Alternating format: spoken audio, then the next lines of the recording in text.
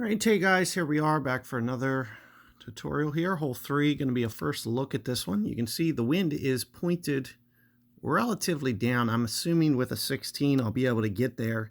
With it pointed to the side like that, I'm thinking maybe 10-ish rings as kind of a starting point. So maybe that's here. I'm going to just try this and see what 10 rings looks like. You got to imagine that you gotta kind of underplay it a little bit. I'm kind of going, it's because it's an angled wind. So I just want to see what this looks like. That looks pretty good. That's going to land just a little bit too left. So if I would have hit perfect ball, maybe, or great ball to the right. Also, it might be about 9 rings. So keep in mind, typically I might almost go, like if it was a side, or if it was a straight tailwind. No, if it was a straight side wind, I'd probably go almost 1 per ring. You got to factor in that extra land air time that it gets, hang time in the air. And I'm kind of doing kind of an in-between adjustment. So if I would have went 15, 16 rings, I'm kind of scaling that back to 9 or 10. You'll want to pay close attention to your wind. And also, I was trying to hit kind of centered, and I could see that it was going to hit left of center. So I assumed that I was probably going to wind up in the sand or the rough. So you do need to have it working perfect. There's going to be a small window where you're going to be able to send the ball into this fairway. So there's going to be a lot of different shots. You want to make sure that you have them all mastered. You can see missing left is actually kind of favorable. This is almost a kind of a perfect ball situation where if I get it, there's a good chance this is going in.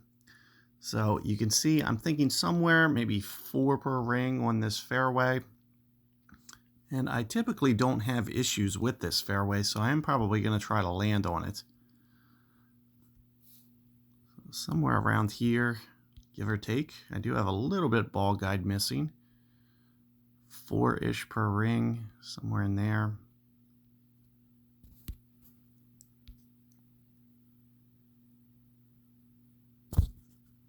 We got our perfect. So worst case scenario, it is coming in just a little hot, and it's going to be just off the edge of the hole. You got to be kind of perfectly exacting with kind of, the way that you have that rolling out. It's probably going to be beneficial to bring Malibu until you get that,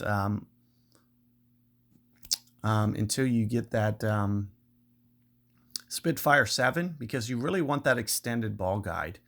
One of the things that it may have shown is it might have actually shown just a little bit more rollout on the Malibu, and you won't have to worry about length on this hole. So definitely a good tip to keep in mind. But if you have that Spit 7, you should be good to go. It would be pretty much the same ball guide anyway.